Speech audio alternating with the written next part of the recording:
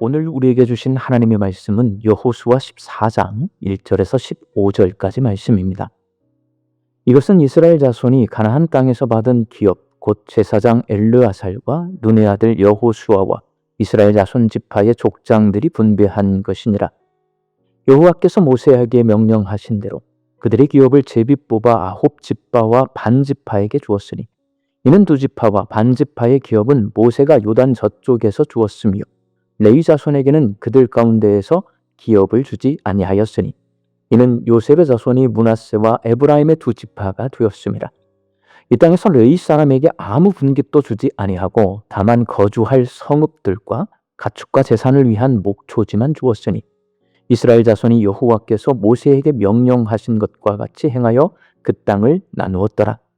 그때 유다 자손이 길갈에 있는 여호수아에게 나아오고 그니스 사람 여분네의 아들 갈렙이 여호수아에게 말하되 여호와께서 가데스 바네아에서 나와 당신에게 대하여 하나님의 사람 모세에게 이르신 일을 당신이 아시는 바라.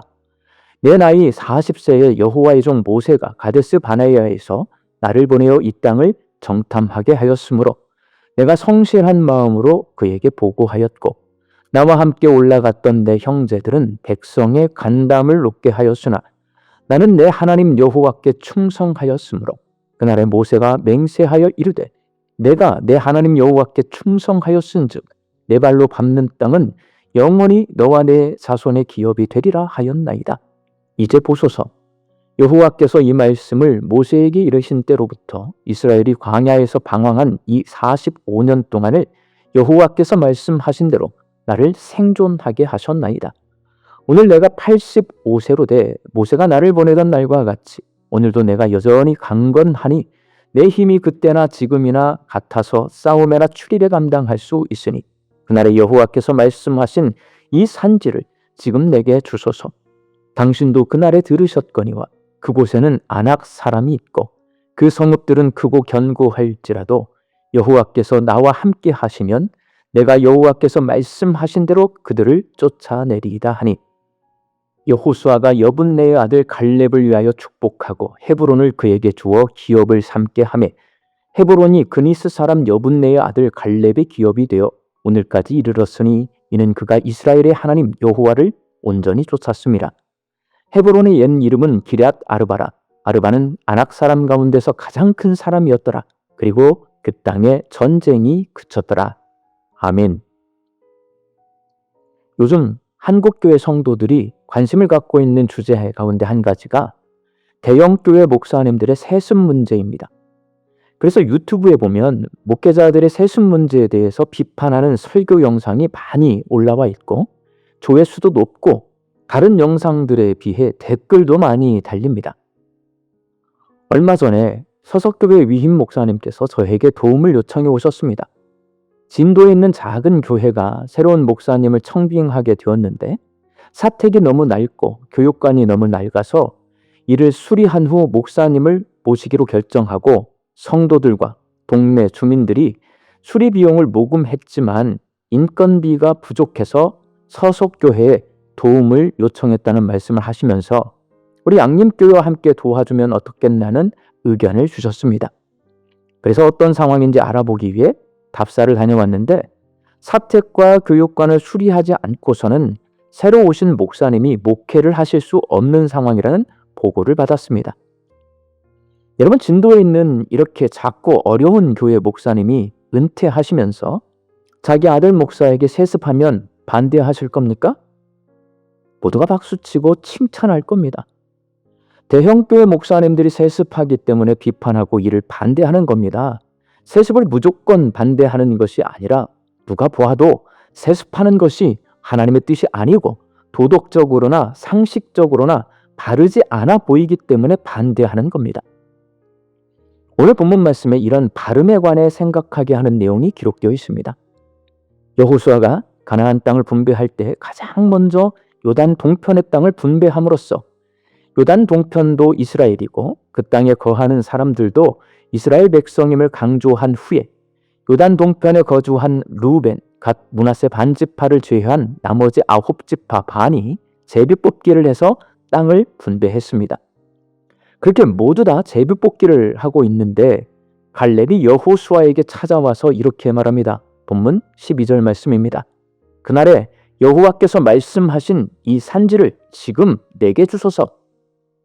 갈렙은 여호수아에게 자기가 갖고 싶은 땅을 꼭 찍어서 자기에게 달라고 얘기합니다. 여러분, 이러면 됩니까? 안 됩니까? 당연히 안 됩니다. 모세 시절부터 갈렙과 여호수아는 절친입니다.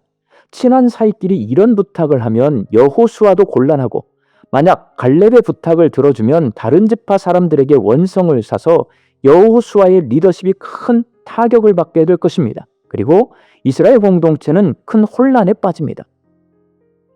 갈렙은 자기 나이 40세부터 지금 85세가 되도록 지난 45년 동안 자기가 하나님께 얼마나 충성을 다했고 모세에게 얼마나 순종했고 이스라엘 백성과 여호수아를 위해 얼마나 헌신했는지를 말하고, 그것을 가까이서 지켜본 여호수아가 이를 잘 알고 있으니 모세가 약속했고 하나님께서 약속하신 대로 자기가 원하는 땅을 지금 달라고 강력하게 청원합니다.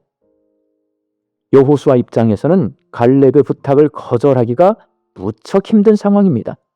그래서 결국 제비뽑기에서 예배를 시켜서 갈렙이 부탁한 대로 헤브론 산지를 줍니다.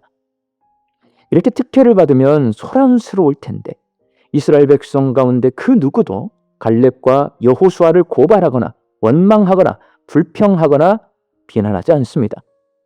여러분, 왜 그럴까요? 그 이유는 가나안 땅 중에서 헤브론이 가장 점령하기 힘든 땅이기 때문입니다. 헤브론에는 거인인 아낙 자손이 살고 있습니다. 그곳은 평지나 농지가 아닌 험준한 산지입니다. 그래서 모두가 분배받기 싫어하는 곳입니다.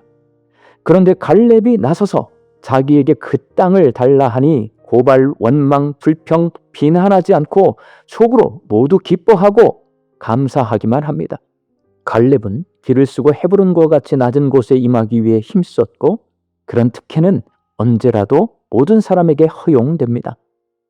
사랑하는 광주 양림교회 성도 여러분, 예수 믿는 성도는 길을 쓰고 낮은 곳으로 임하는 사람입니다.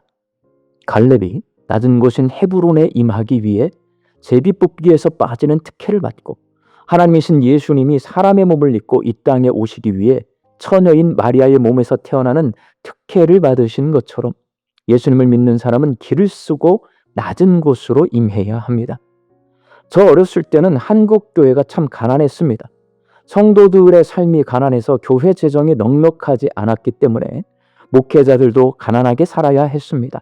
당연하게 가난을 받아들였고, 가난했기 때문에 아끼며 살았고 욕심 부리지 않고 살았습니다. 그러나 지금은 상황이 많이 달라졌습니다. 우리나라가 전 세계 모든 나라 가운데 아주 잘 사는 나라가 되었고, 성도들의 삶이 부유해졌고 교회 재정도 넉넉해졌습니다. 그러니 지금은 길을 쓰고 낮은 곳으로 임하지 않으면 교회와 성도와 목회자가 예수님의 모습과 갈렙과 같은 성경 속 믿음의 선배들의 모습을 닮을 수 없습니다. 저와 여러분이 길을 쓰고 낮은 곳으로 임해서 이 시대에도 예수님을 닮고 갈렙을 닮는 섬김의 사람들이 될 수 있기를 주의 이름으로 축원합니다. 함께 기도하겠습니다. 오늘 주신 말씀처럼 저희들이 길을 쓰고 낮아져서 예수님처럼 갈렙처럼 섬김의 삶을 살게 하여 주옵소서. 말씀을 듣고 세상을 향해 나아갑니다. 내일은 거룩한 주일입니다. 주일 예배를 잘 준비하여서 하나님 준비된 예배를 올려드릴 때에 예배 시간에 임재하시는 살아계신 하나님을 만나 우리의 삶이, 우리의 신앙이 회복되게 하여 주옵소서. 흩어져 살고 있는 내 가족과 자녀들이 영과 진리로 하나님을 예배하는 예배자로 서게 하여 주옵소서. 육신이 연약하여서 낫기를 간구하는 환우들이 있습니다.